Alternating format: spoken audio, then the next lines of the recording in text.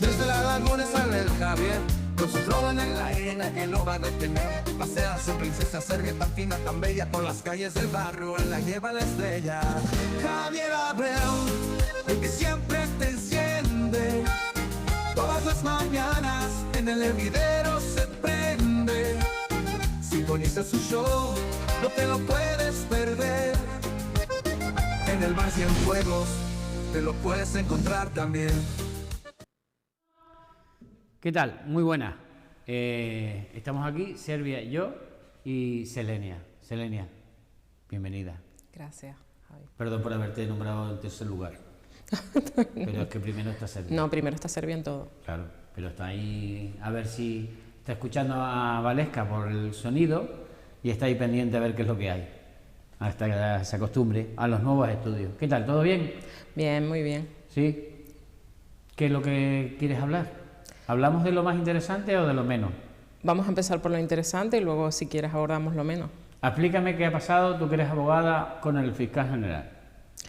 Bueno, con el fiscal general del Estado, todos hemos visto el juicio tan mediático que ha tenido. Estamos pendientes a una sentencia y en este caso tenemos a un hito en nuestro país a nivel de que un cargo tan importante como el fiscal general del Estado haya resultado condenado con una inhabilitación especial para su cargo, ¿vale? La condena que nos han adelantado a través de una providencia, perdón, de un fallo, es algo que se permite por parte de este tribunal, que es el Supremo, y estamos hablando de un delito del 417.1, de revelación de datos, vamos a decir, no personales, sino importantes, datos reservados, ¿no?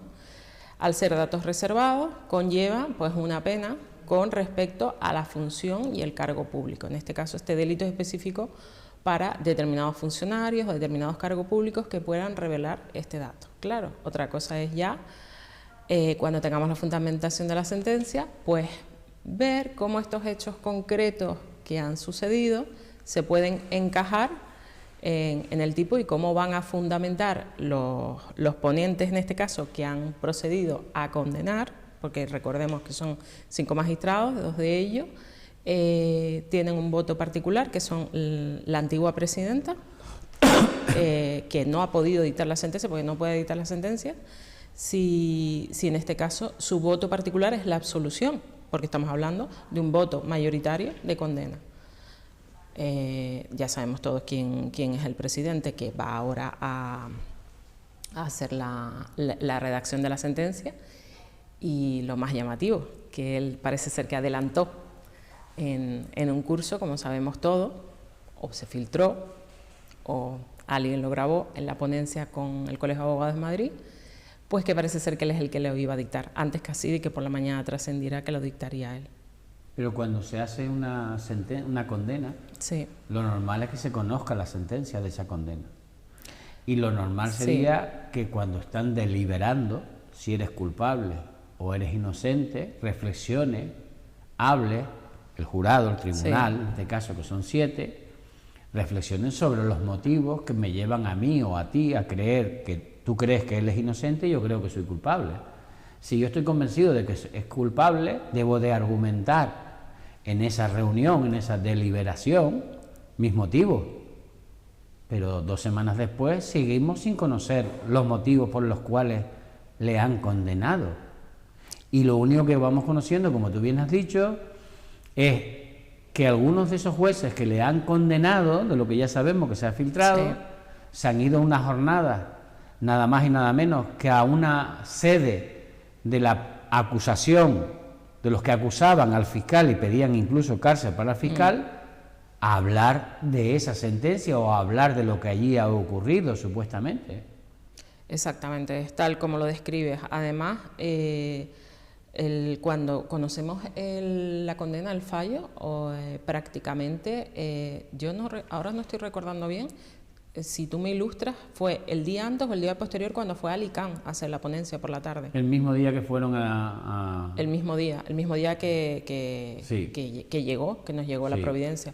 Más yo recuerdo bueno, por un grupo en el que yo estoy de temas de formación, bueno, son gente de Madrid, me llegó, la verdad que con una inmediatez que no, porque la compartieron. O sea, claro, todo el mundo estaba pendiente. Todo el mundo estaba pendiente, yo de verdad ni me lo esperaba. Entonces cuando leí el fallo, pues, o sea, adelantando que la ley lo permite, o sea, la ley permite la votación y fallo, es decir, ya tenemos claro, bajo nuestro principio de convicción, los magistrados, por su independencia judicial, de que ya vamos a votar que hay condena o hay absolución, cada uno ha dado su voto, se apartan las dos magistradas progresistas para la absolución y se quedan los otros magistrados, ¿vale? Perdón, porque ha sido En casual. la tele hay que quitar el sonido de los móviles. Lo siento muchísimo. No pasa nada. Además, es que me están llamando del Sí. colegio, casualmente, pero esto es por otras cosas. Casualmente, en este caso, tienen la ponencia, el curso. Es normal que los magistrados hagan cursos, forman parte de nuestra formación. A mí me pasa también, o sea, vienen a cursos, pero se supone que no se deben hablar de ciertos procedimientos. Sí, es normal que den curso. Al menos esa es mi opinión personal. Claro, sí. Aquí estamos dando nuestra opinión personal, que no tiene nada que ver con el resto. Mi opinión personal, ni siquiera profesional. Da el curso, yo creo que cualquier persona con dos dedos de frente lo entiende. Oye, que un magistrado, un fiscal, Claro, o no sé qué claro. tiene que dar un curso, eso es lo normal de la vida. Claro. Si no, y Bueno. más abogados nuevos y demás, la formación es importante. Pero, hombre, taparse un poquito. Tú no puedes ir a dar un curso, por muy programado, con meses de antelación que estuviera, incluso un año antes, Sí. o que todos los años vas en esas fechas a dar un curso a una de las denunciantes. ¿Coincidirás conmigo, Selenia, que eso muy bonito no queda? Tú podías haber dicho, mire, yo todos los años voy a dar este curso, Exacto. pero este año dan una circunstancia que estoy en el juicio del fiscal general y creo que por ética no debo de aparecer hasta que esté la sentencia dictada. Demos el curso más adelante, que hay días en el año. Opino igual que tú. Me voy al curso, hago comentarios en el curso, en una de esos cursos que se están dando es una de las acusaciones a la persona que acabo de condenar. Hombre, ético no es, legal no sé, pero ético no. Y elegante tampoco. No, de la elegancia ya mejor nos olvidamos, porque Yo creo que... no es elegante que a un compañero, a un responsable máximo de la Fiscalía, tú le condenes y no publiques la sentencia. Ahí no hay elegancia. Ahí hay otra cosa. Bueno, ahí se han acogido al derecho que ellos pueden deliberar y pueden tener el tiempo para poder... Luego, no estoy defendiendo nada, ojo, que quede claro, o sea, no me estoy posicionando, o sea, te estoy explicando un poco cómo Deliberación funciona no ha habido. de una manera, no, claro, pero claro, ahora tienen que realizar... No, pero cuando dices tú, ¿han deliberado? En teoría, porque yo creo que no. La deliberación parece ser que la han tenido y de ahí votaron y fallaron eso, pero Claro, pero ahora la tienen deliberación, que estar... deliberar la causa que te lleva a ti Sí. a condenar o a absolver a alguien no fue al estilo tradicional. No. ¿Tú qué piensas? Culpable, yo inocente, nos vamos. Sí. Redacta la sentencia. Esto me parece un poco serio. No, yo creo que es culpable por A, B, C, D, T. Hombre, eso habría que verlo porque el artículo no sé cuánto, y tú dirías lo contrario. Y estamos debatiendo, bueno, oye, Sí. mira, la hora que dejamos el debate para mañana, 3-4 días después de deliberar, consideramos que es culpable. Exacto. Y en consecuencia vamos a redactar la sentencia con los argumentos que hemos compartido. Pero allí se reunieron por una mañana, decidieron que es culpable, sacaron unas notas de prensa y si te he visto no me acuerdo, me voy a dar un curso a los que han acusado al fiscal. Es que eso es lo que ha motivado la quiebra en la confianza ahora mismo que la gente tiene en la justicia también. Hubiera sido todo, yo creo que más conforme incluso a la norma. Estético, por lo menos. Y estético, sí, me encanta el concepto estético. Estético.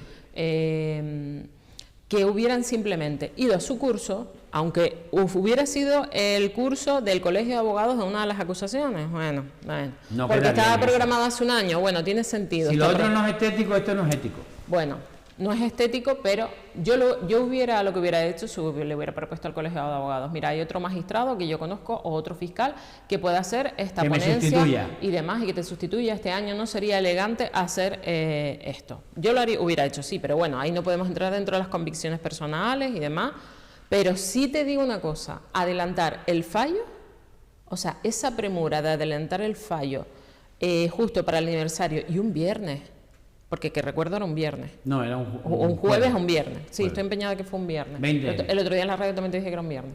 Bueno, da igual, o sea, tampoco es necesario, a efectos de un fin de semana. O sea, es como una necesidad de explicar la condena. ¿Para qué? O sea, yo creo que hubiera quedado más estético. Pero si al final la condena va a ser... Dictar todo conjuntamente. Evidentemente, eso es lo más ético. Pero si la condena, esto es una especulación, si la condena se va a basar en la nota de prensa, ¿no? Que es lo que dicen la mayoría de la gente que está hablando de esto, se van a basar en lo único que tienen que basarse o lo único que pueden basarse es en la nota de prensa que hizo después de la publicación de lo del periódico El Mundo. Que esa nota de prensa ya el Tribunal Supremo dijo que no era delictiva. Entonces, ¿cómo vas a decir, a condenar a alguien cuando ya el Supremo dijo en otra sentencia que esa nota en sí no contiene hechos delictivos? Yo creo que están acogiendo el tema de que el correo del 14 de marzo de 2024, la filtración, ese correo es el que ellos pretenden utilizar para ahora fundamentar la sentencia. Aquí voy a hacer un inciso. La sentencia tiene que recoger la motivación no solo de la condena, sino la motivación de lo que ha ocurrido en la sala, bajo lo que se llama el principio de inmediación, como ahora. O sea, inmediación sería esto, ¿no? O sea, tú y yo tenemos ese contacto, se propone la prueba y en ese contacto y en todo lo que sucede en la sala tiene una coordinación con los hechos concretos que se están enjuiciando. Y todo eso se tiene que trasladar, porque entonces tendríamos una condena que no es congruente con lo que ha ocurrido en sala. Todos es que había muchas personas de las que declararon, de las 17, 18 si no recuerdo mal, 14 que dijeron que ellos tenían el correo mucho antes y a preguntas de la Fiscalía, si no recuerdo mal, se llegó a decir que había 600 personas que tenían el correo y los datos personales de él. Luego no tiene sentido. A mi juicio, yo obviamente no he estado allí, no he estado viendo el expediente, no he estado viendo los correos, pero yo lo que he podido ver en lo que hemos visto todo, en redes, en vídeos y demás, sinceramente, yo, te lo dije por la radio, yo consideraba que lo iban a absolver porque no podía coordinar en mi cabeza la prueba con respecto a una posible condena. Yo dije, y para mí no se desvirtúa la presunción. No sé de estas cosas. Mucho menos, muchísimo menos que cualquiera que opine de ellos, pero me atrevo a decir lo mismo que dije en la radio todas las mañanas. Estaba condenado de antemano. Sí, y yo lo dije desde el principio. Cuando conocí la composición del tribunal, dije, va a ser condenado 3 contra 4. 4 a favor de la condena, 3 en la solución. Me equivoqué por 1. Luego han justificado el por qué cambió ese 1, pero bueno. A ti te vamos a pedir el número de la lotería este año. No, pero si yo, que no sé de este mundo, que no sé de estas cosas, veo la composición de un tribunal y soy capaz de llegar a la conclusión, no sabiendo nada de esto, siendo un auténtico ignorante, yo que no sé nada de este mundo, me atrevo a decir que va a ser condenado 4 a favor de la condena y 3 a la solución, y me he equivocado por 1... Chicos, algo está fallando en la justicia. Por supuesto. Cuando un ciudadano normal, de a pie, que no está en ese mundo, que no está en esto, ni siquiera tengo conocimientos del Supremo, si yo sabía eso, y lo conté, porque están las grabaciones, 4 contra 3, al final fueron 5 contra 2, pero me equivoqué por 1.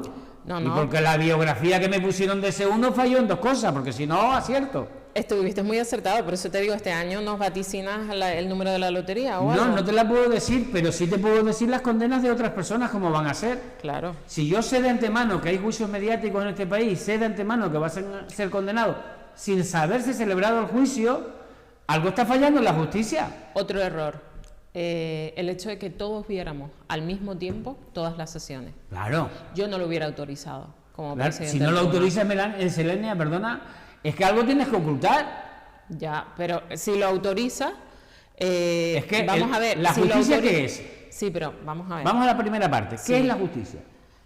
Bueno, es uno de los poderes del Estado, ¿de acuerdo? De aplicación de lo Sí. que ha decidido democráticamente el Congreso de los Diputados, de Exacto. aplicación de las Y leyes. y se presume independiente. Pues pero, entonces tiene que ser públicas todas las sentencias. no, por supuesto que las sentencias La- son todas no, los públicas juicios, perdona. por sí mismo. Sí, pero también a criterio del tribunal, por ejemplo, hay causas de temas de determinados delitos que no son. En este caso, por el tema de la inmediatez. Pero por eso digo que yo no voy a entender el forzar, adelantar el fallo, cuando normalmente el Supremo tarda en resolver, igual que los tiempos que han sido... ¿Tú no eres cómo partidaria ha de ido que este todos los causa. juicios sean públicos? Bueno, hay causas que no pueden ser públicas. Yo creo que todas deberían de ser públicas.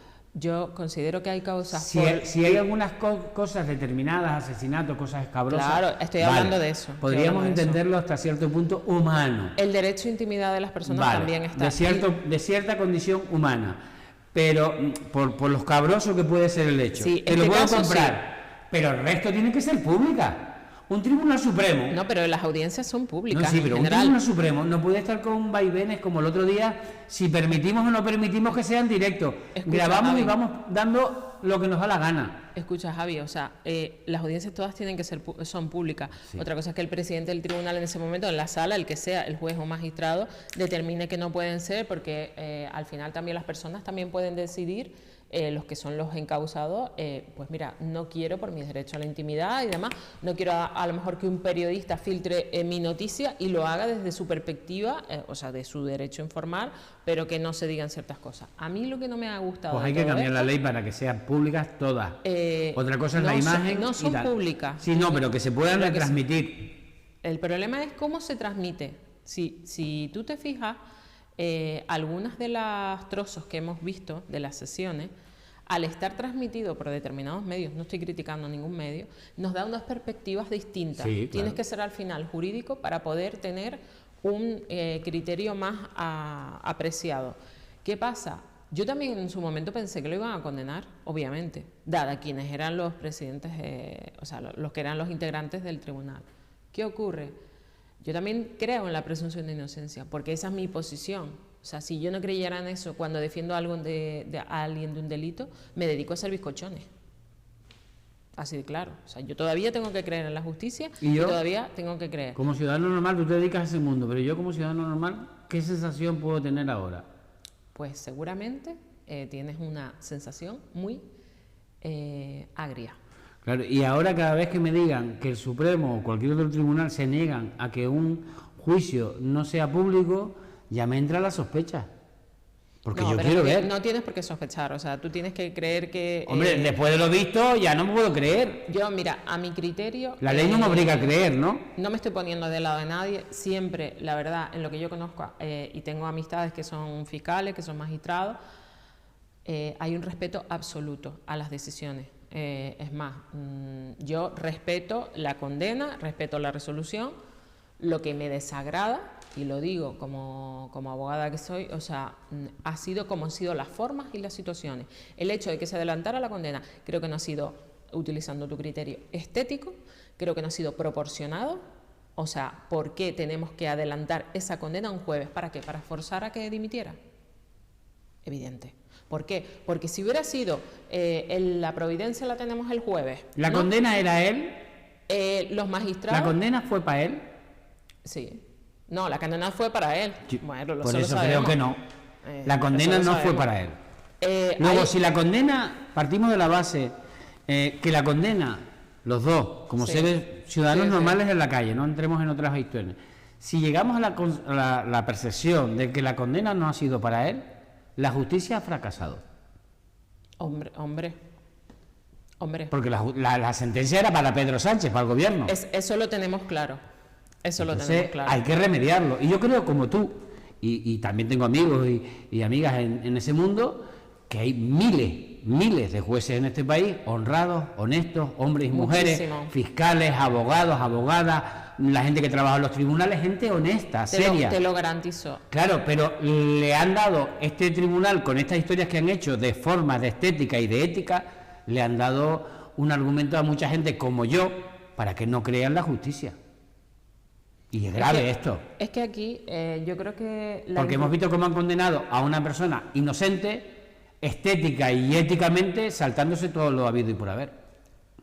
A ver, si al final la filtración de esos datos reservados los hizo y se cumplimenta el delito y son capaces de fundamentar, porque ahora va a haber una creatividad de fundamentación jurídica para lo que te decía, para esa inmediación, colocarla, y a mí, yo estoy esperando la sentencia. O sea, estoy esperando la sentencia. A nivel jurídico, pero hay algo, para mí es hay algo que me pueden contar 50 veces. Pero escucha. Espera, te voy a dar este dato, porque yo sí lo vi. Y gracias a que lo he visto, no me pueden engañar lo que yo he visto. Yo he visto a la fiscal jefe de Madrid, en ese tribunal, decir que ella y su equipo tenían toda la documentación digitalmente y en papel días antes de que la tuviera el fiscal general. Ya no entro en lo que supieran o dijeran los periodistas y demás. La fiscal jefe de Madrid, que estaba en contra del fiscal general y que declaró en contra del fiscal general, dice en el tribunal que ella tenía en papel y en forma digital toda la documentación días antes, ella y su equipo. Luego, ¿quién me dice a mí que ella no la pudo filtrar? ¿O su equipo? Hay una duda razonable, jurídicamente es razonable la duda. No lo afirmo, pero hay una duda razonable. Igual que en el juicio se dice que 600 personas más, lo dice la señora Lastra, tuvieron acceso a los correos. Exacto, es una hipótesis. Claro, entonces pudiera no ser. me puedes decir que el único culpable es el señor fiscal general, cuando habían 600 personas que accedieron a la documentación, que la fiscal jefe de Madrid y otros tenían esa documentación en papel y en tal, y oímos a uno de los periodistas decir: yo fui al tribunal en taxi, detalló, subí a la 5ª planta y vi la documentación. Blanco y en botella. En la 5ª planta estaba la Fiscalía de Madrid. Y creo que hay otro que mencionó que su fuente estaba en la 5ª planta. Sí, sí. Fue esa expresión tal cual. Claro, sí, sí. No sé si es el mismo. Sí, creo que eran dos, pero sí. Sí, pero hay dos. Uno dijo que su fuente estaba en la 5ª planta. Exactamente, pero no es el mismo de... Y el otro dijo: yo fui a la Fiscalía General, exacto, yo fui a la sede y subí, no dijo más, subí y vi la documentación. Y, ¿sabes? Entonces, claro, blanco y en botella, si aquella me dice que ella tenía los papeles y que tenía la documentación en digital y en papel, y el otro me dice que la ha visto, chicos, de verdad, hay una duda más que razonable para resolverlo. ¿Y sabes otra cosa? Sí, porque aparte tienes que desvirtuar la presunción de inocencia. Hay que desvirtuar la presunción de inocencia, es nuestro derecho. O sea, el principio acusatorio no significa, o sea, el principio acusatorio por el que le están acusando, vamos, o sea, los hechos, no determina que en la inmediatez y en lo que pasa en esas sesiones, o sea, se pueda sostener el principio acusatorio con esos argumentos. Por eso yo quiero saber, a ver, todo lo que han dicho esos testigos, cómo lo van a cuadrar en sí mismo con la condena, porque para tú condenarlo directamente, esa filtración tiene que estar clara. Entonces, a no ser porque yo creo que abordarán eso, que ese será el correo clave donde estuvo la revelación del dato reservado por sí mismo de la conformidad de este señor, pero es que todo apuntaba, y según los testigos, o al menos lo que hemos visto, que parece ser que ya el tema de la conformidad lo tenían un montón de personas. De tus palabras deduzco que primero te condeno, de las tuyas y del propio tribunal y de mucha gente que ha hablado de esto, no solo de ti, que primero te condeno y ahora voy a ver cómo lo argumento. Es que a mi juicio es lo que está pasando. Por eso no me ha gustado que se adelantara la providencia. Hubiera sido para mí, creo, teniendo en cuenta que estamos hablando de magistrados del Supremo, de que tienen un background detrás, una formación específica, han resuelto sobre determinados procedimientos muy importantes en este país. Pues lo que me hubiera encantado, esto lo digo desde el ámbito más personal, un poquito de rigor. Y es lo que te digo, o sea, si hubieran dictado, visto para sentencia, vale, perfecto, tardáis 2 semanas, perfecto, llega Navidad y no ha llegado a la condena, perfecto, pero no, intentar forzar la presión de que este señor ya está inhabilitado para que dimitiera. O sea, es como una batalla campal para ver quién gana, los buenos y los malos. Cambiamos de asunto para tratar otro. La acusación particular contra Begoña Gómez, caso mediático, el abogado que la lleva, el de Manos Limpias, sindicato afín a la extrema derecha, el abogado que la llevaba dice que se retira porque aquello era una operación política, exclusivamente, y no jurídica. Y el juez expulsa a Manos Limpias de la causa bajo el argumento, el juez Peinado, de que no habían pagado la fianza año y medio después de haberse iniciado la causa. Se dio cuenta por casualidad que no habían pagado la fianza y le expulsa. Y ahora le vuelve a admitir, porque ya han depositado el dinero de la fianza, con unos nuevos abogados. ¿Qué te parece que la acusación particular, el abogado que representaba a Manos Limpias, se vaya acusando a Manos Limpias y al juez indirectamente de que aquello es una causa política? Pues mira, me alegro porque ahí el abogado está haciendo, o los abogados están haciendo fieles a nuestro código deontológico. Es decir, nuestro código deontológico es muy claro, dice que nosotros tenemos que ejercer nuestro cargo con independencia absoluta, ¿de acuerdo? Y bajo los criterios de defensa del derecho a la defensa y a la tutela judicial efectiva reconocida en el 24 de la Constitución Española para ejercer nuestro cargo. Nosotros juramos nuestro cargo y lo juramos con la Constitución. Entonces, evidentemente, si tú por una motivación política o estás siendo una llave para argucias políticas, tú te tienes que apartar. Con independencia de que luego tú pues, también puedes renunciar a un proceso porque te llevas mal con el cliente, porque no te ha pagado, porque haya un problema ético, a lo mejor es un tipo de... Imagínate que tú tienes que defender un delito de contenido sexual y tú por tu ética que tienes hijos no quieres defender ese delito. También, pero es que en este caso la carta es oro puro. La carta es oro, la carta de renuncia. Porque yo podía haber dicho, por ejemplo, una coletilla que hacemos mucho los abogados. Sí, lo hacemos mucho los abogados, sobre todo cuando hay temas de impago, el cliente no te ha pagado y tú al final intentas no dejar mal al cliente, porque al final, oye, estás relevando cosas que no tal, y yo tengo un contrato, lo ejecutaré y ya le cobraré o ya llegar a un acuerdo con él. Y tú lo que normalmente hacemos los abogados es poner que tenemos discrepancias insalvables con respecto a nuestro cliente o con la gestión o la defensa. Es decir, tú puedes llevar una línea de defensa y tú le dices al cliente... Pero aquí lo que ha dicho el abogado es... Claro. Soy el abogado de Manos Limpias.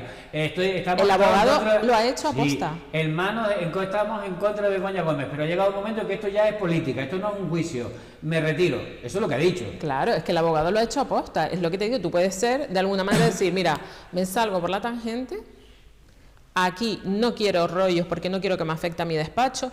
¿Por qué? Porque cuando pues, tú tienes una connotación política X, siempre te va a afectar. Es eso, o sea, sí, de verdad, es que pero, mira, nos va a seguir sucediendo. No sé pero juzgados. Es que dice muchas cosas. Claro, yo no sé los juzgados, pero en la administración pública, que yo he conocido muchos funcionarios de todas las ideologías, de Vox, de PP, de coalición, de todo... Conmigo, por lo menos conmigo, todos los funcionarios que han trabajado o que yo he tratado con ellos por un expediente o por otro, nunca han puesto su ideología por delante. Claro. Ni uno, ¿eh? Mira que he conocido cientos, no te digo miles, pero cientos sí. Nunca he visto un funcionario que me diga, no, como yo soy de coalición o soy del PP o tal, estoy en contra tuya. Nunca. Pero que es un cargo público. Y han trabajado también eficaz, honesta y eficientemente para, aún siendo de un partido en su vida privada, ejercer como funcionario honestamente, y esto es lo que yo creo que hay que hacer. Exactamente, a ver, mira, yo he defendido a gente que son de Vox. Yo no lo hubiera hecho. Bueno, pero vamos a ver, a mí me está contratando una persona... Por eso tú eres abogada, yo no. Escucha, a mí me está contratando una persona para que yo le haga una segunda oportunidad, por ejemplo, bueno, ¿no? Por ponerte un delito, lo que tú quieras, matrimonio, divorcio. Yo no puedo entrar en sus circunstancias políticas. Él me está contratando para un servicio X. O sea... Ahí yo tengo que manejarme con lo que es el caso. Pero entiendes que eso es un contrato entre un particular y un particular. Ya, pero estamos hablando de ir a por una persona que es la presidenta, la mujer del presidente, ¿vale? Con ni siquiera unos hechos concretos, unos hechos veraces, sino una causa que es como una bola de nieve, a ver qué vamos cogiendo por el camino por la montaña. Le falta saber qué ropa interior lleva, la talla, porque es lo único que no ha pedido, porque está a punto. Es una cosa política, es una persecución. Es que, entonces, a mí incluso, ya te digo, el abogado podía haber dicho, pues que hay unas diferencias insalvables con mi cliente Manos Limpias, me voy o lo que sea. Fue honesto. Pero fue, o sea, imagínate el matiz, imagínate que yo tengo claro que hay mucho más de lo que nosotros no podemos saber y él solo dejó una parte. en hoja y cuarto. Si había duda, él las aclaró. Si alguien tenía duda, el ex abogado de Manos Limpias lo dejó claro. Él ha abierto un nicho muy grande. Muy grande. Y fíjate que ni siquiera es decir, pues mira, es que hay la línea de defensa no la podemos equilibrar. Ahora tú eres mi cliente, Javi, y yo te digo, mira, Javi, esto mejor lo defendemos de esta manera. Y tú te empeñas en que es lo otro. Y yo, mi criterio profesional es que lo ideal sería ir por esta vía, por la que tú quieras, ¿vale? La del centro. Y tú no quieres coger una de mis alternativas, y yo digo, yo no puedo defender a este hombre porque yo considero que la línea de defensa, porque tú siempre miras lo mejor para tus clientes, pero es que no es este caso. Él ni siquiera está mirando lo que es mejor, lo que no es mejor, o sea, los ha puesto, o sea, ha abierto el libro y ha dicho, mira, estos señores son esto, y esto es esto. Y el juez debería de actuar en consecuencia y cerrar el caso, pero no lo ha hecho. Oye, si yo estoy investigado, vamos a poner, por unos delitos importantes, los que fueran, ¿no? Sí. Y me llaman a declarar una causa y digo, me tienen la vida amargada, estoy muy amargado, o me suicido o me voy del país, me fugo. Lo normal es que si mi juez ha visto, el que me está llevando la causa, sí, el hombre o la mujer que esté llevando la causa, juez, hombre o mujer, estoy viendo la causa, me ve hacer esas declaraciones en otro tribunal, me diga, venga para acá. Sería lo lógico, ¿no? Usted ha dicho que se piensa fugar. Medidas cautelares, ¿no? Bueno, no. en este caso ya tiene la condena y no se le puede poner una medida, en este caso, condena por tema de fuga. Vamos a ver, este señor, tú estás hablando del novio de Ayuso. Del novio de la frutera, ¿no? Sí, vale. de la frutera. Lo siento, es que vamos. O me suicido o me fugo. Con el Maserati. Yo creo que te lo dije, es que me parece Netflix. O sea, estoy buscando la manera de que alguien me contrate para hacer un serial. No, mire, perdone. Bueno, aquí sí voy a ser clara a nivel abogado, o sea, y a nivel persona. Vamos a ver, usted se ha conformado con unos hechos, ha hecho una conformidad, la conformidad conlleva el reconocimiento de los hechos que usted ha realizado. Entonces, ya tú estás condenado, tú tienes la condena, la tienes que cumplir y demás. Entonces, la conformidad determina reconocimiento de los hechos. Eso significa que al reconocer, tú estás asumiendo el hecho. Por tanto, la inocencia la dejamos para un lado y tú eres culpable. Entonces, ir a lavar la cara, a lavarte la cara, a nosotros no nos interesa. Cuando tú te conformas con los hechos, lo que tú has sido responsable de ejecutar, igual que la conformidad no se hace en plan que se fuerza a la gente a la conformidad y demás. Yo, por lo menos como abogado, no lo hago, nunca lo he hecho, ni lo haré.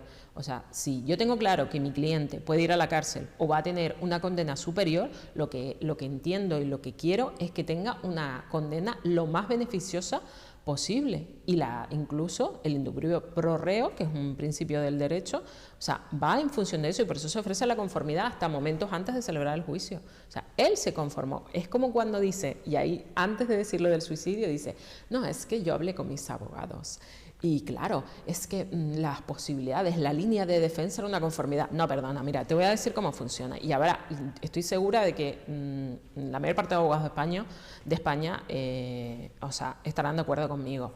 Vamos a ver. No es que la línea de defensa, tu abogado, que es te lo habrá vendido así, o porque a lo mejor por tu ego no lo quieres aceptar, es que es la única que tienes. Y los que estaban allí, porque eres culpable. Y los que estaban allí escuchándole lo saben mejor que tú y yo. Claro, pero eres culpable nivel, aquí no voy a ser jurídica, nivel máximo. Entonces tu abogado lo único que puede hacer es directamente ofrecerte una conformidad para que te acojas al tercio de la pena, que es la pena que mejor te va a venir. Dicho pero con palabras muy llanas. El juez que lleva su caso le oye hacer esas declaraciones, que le hemos escuchado toda España, el juez también lo tiene que saber, el que lleva su causa, el del fraude fiscal. Sí. No lo llama, ven para acá, ¿cómo que te vas a fugar? ¿Cómo es eso? Medidas cautelares, ¿no? No, pero no solo de lo de fugarse, sino que se va a suicidar, intentando incluso vender. Eso fue para poder conseguir la multa que le han puesto al fiscal, poco menos diciendo que, porque sé que además le pidió más cantidades, el detrimento emocional que ha tenido por la causa. No, perdona, ahí estamos, fíjate que lo del fiscal estamos por un delito de revelación de datos. Eso no tiene nada que ver con tu juicio, tú no tenías que mencionar eso. Entonces está tan armado por parte de la acusación todo ese discurso y la lavada de cara que se pretende hacer. Ahora, ya te digo, lo que nos queda es el documental. Lo siguiente va a ser el documental. Bueno, y van a declarar ¿Sabes? que él va a pedir, supongo, el novio de la frutera, va a pedir que la causa sea nula. Después de la condena al fiscal general. Pero, ¿por qué la condena nula? Porque si tú te vas a inventar la condena claro. del fiscal general, buscarás un resquicio también para decir que tu causa es Pero nula. yo no lo veo, no es viable, porque lo que ha hecho el fiscal, si al final es verdad lo de la filtración, que yo sigo pensando que él es inocente, pero bueno, nadie me lo va a quitar de la cabeza. No, yo también lo pienso. Y ya está. Y luego, lo que es, con el respeto a la sentencia judicial, tengo que decir la coletilla porque me Acatar toca, la sentencia porque- no significa compartirla. No la comparto para nada. Y directamente, la condena de este señor y el delito que ha cometido de fraude, o sea, no, perdona. O sea, tú eres culpable de eso. O sea, a mí me da igual que los medios, que tu imagen, haber sido responsable y no haber defraudado. Es así de simple. A mí no me vengas con historias. O sea, tú tenías una pistola, lo que se dice en el término anglosajón desde la perspectiva penal, cuando en un caso hay una pistola humeante y hay un fallecido, se entiende siempre en el anglosajón, sí. Entonces, si hay un fraude evidente y contrastado y tú lo has cometido, pues... Y de cómo lo cometiste, porque es que ahí además hiciste las facturas falsas, los tipos de Sevilla, el tipo estaba de todo México, acreditado. lo que intentaste en Mali, en fin, que no hay un dato solo, que hay un montón de datos. Claro, Javier, hay todo un dossier enorme con datos, fechas. Hay tres personas que no demás. tienen nada que ver con el mundo de negocio ni de nada, tres pobres diablos de Sevilla que los metieron ahí haciendo Exacto. falsa. Entonces, vamos a ver, cualquier abogado, por muy bueno que sea, el más caro de España, ¿qué va a hacer? Choclán te libra de eso. ¿Y cuál es la única manera de librarte? Pues anulando el juicio a través de Ya, pero ahora mismo con la conformidad lo tiene. Yo no veo la nulidad, no lo creo, porque la nulidad solo se puede producir si hay vulneración de derechos fundamentales en el proceso. Ya se inventará algo. Choclán seguro que terminará siendo su abogado, creo yo. Sí, algo se van a inventar, esto va a Bueno, seguir. el abogado suyo, el actual, el Sí. abogado suyo, que era también acusación en la causa, su padrino de tesis doctoral era uno de los magistrados que condenaron al fiscal. Lo leí. Chicos, es que todo una cosa con la otra. Mira, que nos quedan poquitos minutos. ¿Querías comentarnos algo sobre el tema de las pagas no contributivas? Sí, quería hacer una mención en especial, un llamado. La gente, por favor, tienen que ser más responsables con sus padres. Y lo voy a decir muy claro. Lo que no puede ser es que yo tenga mi piso, yo tenga una actividad económica, yo gane 30.000, 40.000 al año, y yo estoy empadronado con el abuelo o con mi padre, o si vivimos en la misma casa y unos viven en la parte alta y luego los otros en la parte de baja, no dividirlo catastralmente. ¿Por qué? Porque ahora mismo se está utilizando el concepto de unidad familiar, es decir, cuántas personas están empadronadas en una vivienda, que es el mismo criterio que se utiliza en el ingreso mínimo vital para revisar las pensiones. Lo está haciendo automáticamente, y con esto no estoy hablando mal de la consejería, pero es que tienen instrucciones de hacerlo, y estoy viendo, pero todos los días, gente que a lo mejor son los únicos ingresos que tenían para vivir, revocados matrimonios completos, revocados ambos, y al mismo tiempo que le revocan la paga, en este caso, que es competencia delegada del Gobierno de Canarias, de la Consejería de Bienestar Social, le imputan la deuda de lo que ellos consideran que han percibido indebidamente, es decir, durante el tiempo de la unidad familiar que ha tenido esos ingresos, lo han percibido. Entonces vamos a hacer todos una labor. Unas personas que no contribuyeron en su momento estaban recibiendo la no contributiva. Está domiciliado su nieto con ellos. Ya les estás haciendo un daño, porque Exactamente. si se lo revisan le vas a meter en un follón. Exactamente, entonces, o hacemos estrategias para dividir la casa de alguna manera, individualizarla, es decir, si hay dos plantas, pues que una planta sea de una manera, otra planta de otra, ¿de acuerdo? Para poder numerar o demás, porque yo sé que es lo que está pasando también, que muchas casas como en Tejina, en Tegueste, en toda la isla, Grande, en toda la isla, pues a lo mejor hay casas grandísimas. Los abuelos tienen que estar familia. empadronados en el primero bajo y tú tienes que estar empadronado en el primero B, Claro. aunque sea la casa única. Claro, entonces eso es lo que pasa, que luego de repente el consejo, o sea, la consejería mira y dice, número 41, ¿cuántas personas hay viendo el número 41? 9. ¿Cuánto es la unidad familiar? ¿Cuánto se le concedió? Cuando se le concedió a estas personas es porque ella tiene un límite, o sea, hay un baremo de hasta 2, Pero 3. un poco mezquino todo, ¿no? Horrible. Horrible. Aparte porque cuando tú presentas la reclamación en la Es un poco consejería... mezquino porque tú no revisas las subvenciones de millones, de cientos de millones de euros que ha dado una empresa a la otra, a la otra, a la otra. Que el fondo Next Generation, que su tal, que su cual, que si el IGI, que si el IVA, que si zona C, que si zona franca, que si zona tal, cientos de miles de millones. Pero en cambio si está revisando el gobierno a la gente más humilde, la gente que tiene menos recursos. Es bastante mezquino el asunto. Y estamos hablando del gobierno de Canarias. Sí, o sea, estamos hablando que quede del gobierno muy de claro. Canarias. O sea, directamente son instrucciones precisas que tienen, están revisándolas todas. Para ahorrarse 4 duros. Claro, porque, bueno, yo puedo entender que la norma diga que si hay 8 personas empadronadas en mi unidad familiar, a mí no me corresponde determinada paga. Vale, es ok. Pero yo también puedo sinceramente... entender que si tú ves ese caso, como tantos otros, usted mande allí a un asistente social y Claro. vea la realidad social de esa Claro, familia. claro, porque además es la Consejería de Bienestar Social. ¿El bienestar social qué es? Quitarle a una persona 400 su único euros, medio de 600 vida. euros. Exactamente, su único medio de vida. Gente con 70 años, imputarle 8.000 euros de deuda. No lo pueden pagar. ¿Eso es política social? No, ¿Hola? no lo pueden pagar. No Primero, lo pueden y luego pagar. es una miseria. Es una miseria. Por recibir y recaudar 4 euros. Pero no persigues lo grande, sino al pequeño, al humilde, Claro, a la situación de miles de canarios que han mantenido a sus abuelos, están manteniendo a sus hijos o a sus nietos o a un sobrino que se quedó a 2 velas. Ese es el tema. Y a lo mejor el chico está de reponedor en el campo. Exactamente. ¿Entiendes? Entonces, Porque hace el sumatorio. En realidad tampoco es que haya unos ingresos en esa casa que es que estén todos, o sea, son personas normales, con unos ingresos normales. Lo que pasa es que es tan restrictivo el concepto que se está usando, que es el de unidad familiar del ingreso mínimo vital, que claro, ahí salta. Entonces es una estrategia redonda. ¿Y por qué no van y revisan en un centro de mayores? Pregúntaselos a Porque ellos. aquello es unidad familiar. Claro. Entonces. Y entonces si aplicas ese mismo criterio en un centro de mayores, dices, unidad familiar, ¿cuántos están cobrando aquí? Porque muchos centros están cobrando, teniendo los mayores, porque están cobrando la subvención del Cabildo, del Ayuntamiento, del Gobierno de Canarias, y a la más la paga de los viejitos. Exacto. Coño, entonces eso no es unidad familiar, cuando les conviene sí, cuando no, no. Y El Gobierno de Canarias es un poco mezquino en esto. Es que ¿sabes qué pasa también? La norma te dice, obligada, que cada vez que tú tienes un cambio económico, tú tienes que notificarlo.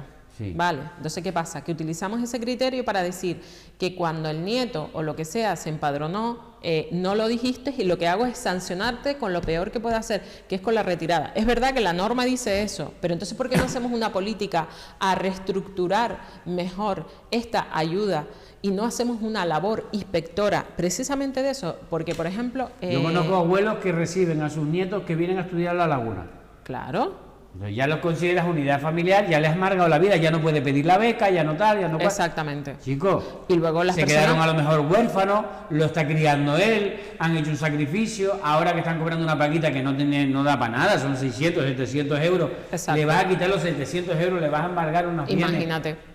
Yo conozco casos de matrimonios enteros donde directamente se han quedado sin nada.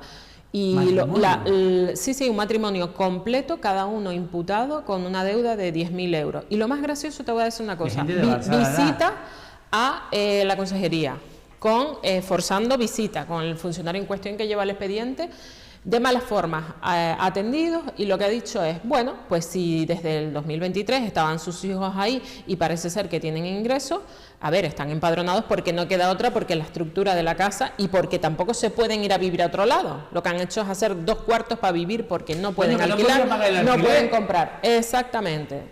Vamos a ver, encima que los tratas mal, le dices prácticamente que tienen que pagar la deuda, que les da exactamente igual, ¿sabes? Y les estás dejando sin recursos porque la norma dice esto. Y tú le dices, bueno, sí, la norma dice esto y demás, pero tú, ¿por qué no haces un expediente completo donde te estoy informando, porque me estás contestando en el recurso, lo mismo por lo mismo que le retiraste la deuda?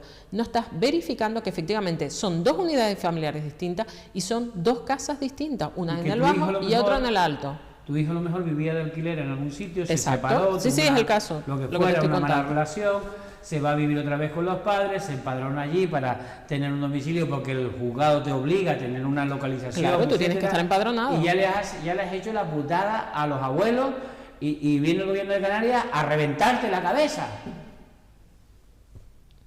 ¿No te ya ves. No, yo estoy...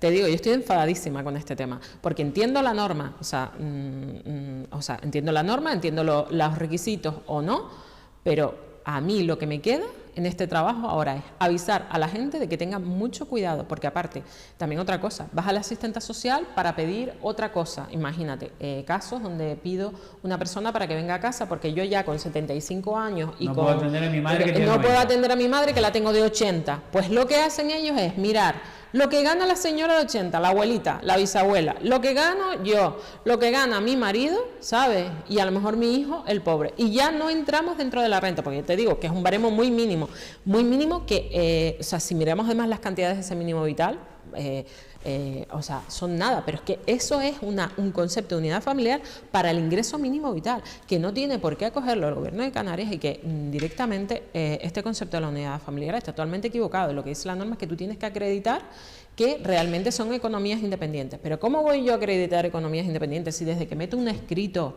salta, me la revisas y encima me imputas una deuda de 20.000 euros? Esto es la actualidad hoy del gobierno de Canarias. Esto es la actualidad de lo que está pasando. No de hace 20 años, sino de ahora. Más, los juzgados se están llenando de demandas en lo social contra la consejería, ¿vale? Y en estos casos, y también cuando ya la deuda está imputada contra el INS directamente porque les han retirado esta paga. Y desde que se resuelva la causa... Señalamientos para julio y marzo de 2027. Señalamientos. El juicio, eso significa que esta persona, desde que le revocaron hace 6 meses, hasta julio de 2027 no tendrá juicio. Y no va a cobrar. Y no va a cobrar. Y le van a tener... Y ya te digo, el comentario, que no te lo dije, en la reunión es que lo mantengan sus hijos. ¿Eso le dicen los funcionarios? Eso lo he vivido yo al menos en 2 casos. Y no estoy en contra de los funcionarios. Funcionarios del gobierno de Canarias diciéndole eso a las víctimas. Yo digo lo que yo he vivido. Lo demás... Entonces, ¿esto qué es? Esto es una persecución a los ciudadanos. O sea, o vamos a intentar trabajar de qué necesitan esas personas. Selenia, lo tenemos que dejar aquí. Bueno. Pero lamentable lo último, ¿eh? Sí, tremendo. Es una pena. Muchas gracias por venir. Seguiremos hablando de este asunto. Hay que seguirlo, porque si va a ser tan grande y va a afectar a miles de personas, hablaremos un día solo de este asunto. Sí, gracias por invitarme. Un abrazo, que vaya bien. Otro abrazo. Y a ustedes, hasta la semana que viene. No vendrá Sandro Pérgola, buscaremos un invitado tan bueno o tan buena como la que ha venido hoy. Sandro nos tiene cansado. Adiós. Desde la laguna sale el Javier, con su trono en la arena que lo va a detener. Pasea su princesa serbia tan fina, tan bella, por las calles del barrio, él la lleva la estrella. Javier Abreu, el que siempre te enciende, todas las mañanas en el hervidero se prende. Sintoniza su show, no te lo puedes perder. En el mar 100 fuegos te lo puedes encontrar también.